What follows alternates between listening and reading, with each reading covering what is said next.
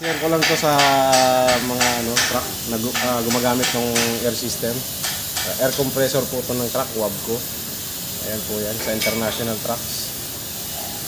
Ang nagiging indikasyon nito o nagiging problema nito, yung nagkakaroon ng hangin do sa water tank o reservoir tank ng tubig. Kasi yung gasket nito, kunting lang o kalawang lang, sisingaw po yan dyan sa pagitan na yan. Hangin, tubig.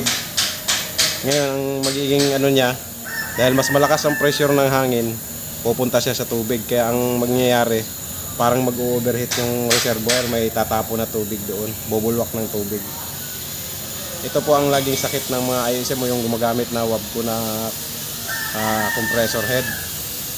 Ayan, dahil ang pagitan talaga po nila, talagang maliliit lang ang pagitan nila.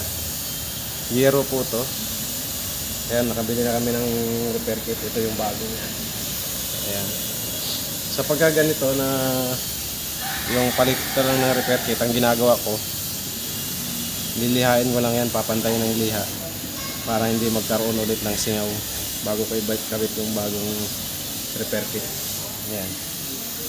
Kaya halimbawa sa mga hindi pa nakaka-encounter nito, yung magkakaroon ng bulwak ng tubig sa tangke, yung sa reservoir ng radiator, possible dito sa mga ganito, compressor ng hangin o air compressor, kalawang.